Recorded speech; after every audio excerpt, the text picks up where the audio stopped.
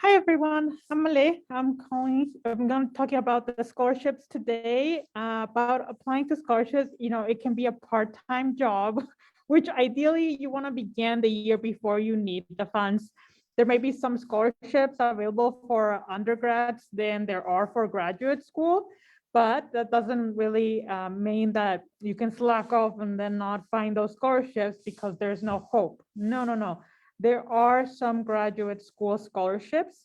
You just have to make sure that you know how to play the game. So this means when you're applying to graduate school, you're going to want to choose those public institutions and private institutions. Private institutions may have additional funding. And so sometimes they be able to provide a financial aid package that will be better and that you might then be able to leverage to ask for additional funding from another institution. So every semester or quarter, ask the financial office if they know of additional funding.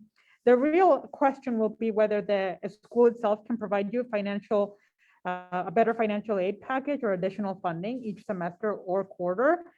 But just make sure that you're also communicating that you're doing your due diligence, that you're looking not for a handout, but for grants, for external scholarships, for internships that may be paid, for work study opportunities.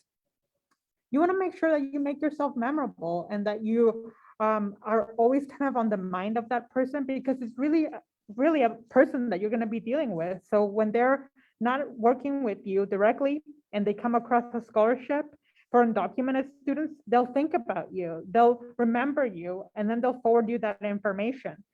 So once you start getting into the process of just when to ask for financial aid, when to ask for additional funding, then really comes what are the logistics of the scholarship itself. So to get into it, when you're applying to scholarships, apply to local, regional, and national scholarships. I've said this before, don't make their job easy, okay? Don't say no to yourself by not applying. If they are really not going to give you that scholarship, let that be on them. But you are worthy of that scholarship, so please apply. And when you are applying, I know it's really hard to think about the financial aid aspect and while you're also applying to the school itself, but it's really important again to apply to as many scholarships as you can the year before you need those funds.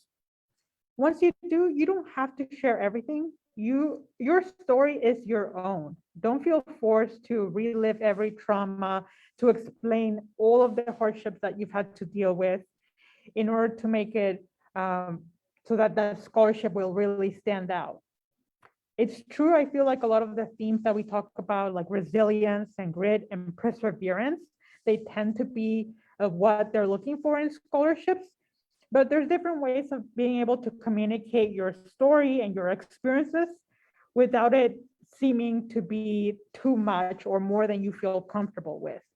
So please reach out to Pre-Health Dreamers. We're more than happy to help you shape your story, to use codes, to say certain things in different manners. For example, if you don't feel comfortable saying you're an undocumented student or that you have DACA or that you have TPS, you can tell them, I'm not eligible for financial aid, or I'm not eligible for federal financial aid. And there could be loans where you need a co-signer, a US citizen co-signer. And you could also say, I'm not eligible for most loans. So there's different ways of being able to share your story, to share your financial need without telling them exactly what's going on or the whole situation. So I'm gonna go ahead and post some of the scholarships that we're aware of. A lot of them will be due around this time. It's really helpful if you maybe have a brainstorming document or just send emails to yourself about things that you thought of, phrases or poems, ways that you can express how you're feeling. And then you could have this document where you could copy and paste certain things into the application. Most scholarships will have similar things, tell us about a hardship, tell us about your financial need, tell us what you want to do with your degree.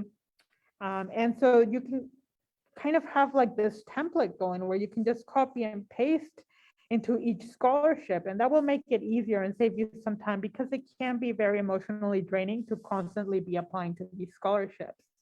And just always make sure that you're answering the prompt. While each question will have a similar theme, it's really important to be able to answer the question exactly as it's stated and to be able to answer the question fully. Sometimes they have two parts. And then once you have a draft, have a few people look good. Don't have too many people look at it, because then you can start to lose your voice. And really, the scholarship, it's going to be for you and for who you are. And we want your voice to be highlighted. The first person that you might consider giving your draft to is somebody that knows you very well. They'll be able to look at what you've written and suggest things that maybe you've left out. There's some things that you may consider to be everyday occurrences that you've just had to do to survive, while somebody else looking at it from the outside in can say, no, no, no, that's something extraordinary that needs to be highlighted, that really makes you stand out. The second person that you give it to should be somebody that maybe doesn't know you as well, because then they can kind of tell you what they're reading from your statement. They can give you that feedback like, oh yes, I really understand the nuance that you're explaining here about being undocumented and not having DACA and not having TPS. Or maybe it could be too nuanced and it just wouldn't really serve to be able to go into that detail for this specific scholarship or this specific prompt. And then the third person could be somebody that's really good at grammar and syntax. You could go to your local university writing center. Even if you're not a current student, they're more than happy to help usually. Or somebody who writes a lot for a living, for example, a lawyer friend or somebody in marketing and communications, they can really help you be able to market yourself and communicate what you want to communicate. So I would suggest maybe just limit it to those three people, maybe an additional couple, maybe two people that know you well, two people that don't know you well, but really limit the number of people that you forward your draft to, again, not to not lose your voice. And then whatever feedback they do give you, take it as a suggestion. Don't take it to heart.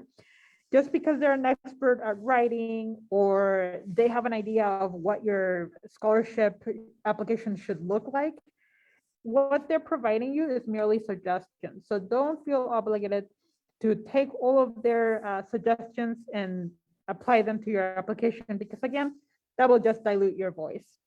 And then be prepared. Some of these scholarships do have an interview portion. Again, go to your local university. They have a career center where they can help you practice your interview to be able to answer the prompt, share a story to make sure that it really makes you memorable, and then to be able to answer every prompt succinctly. It's, I think, really common to be able to have all of this emotionally charged conversations and then maybe become emotional. And so at these scholarships, they often have, napkins on tables because they know how emotional it can get. What's really important is that if you do become emotional, recognize it, don't be embarrassed, but be able to come back and continue answering the question, continue with the interview. So by practicing, by writing, by reflecting on those experiences, they will become more normalized in your mind. You'll become more inured to them and you'll be able to come back. Even if you do become emotional, you'll be able to come back and continue the interview. So let us know at Pre-Health Dreamers if you'd like any help writing an email to your financial aid office, writing an email to those scholarships that maybe have a US citizenship requirement and that needs to get changed. Reach out to us if you have any questions about, something, a prompt in your scholarship or how to write it. We'll be more than happy to help you in any way that we can. And I'll be posting some scholarships that are probably due this month. Make sure that you have those letters of recommendation ready to go and let us know if there's anything that we can do to help. Good luck.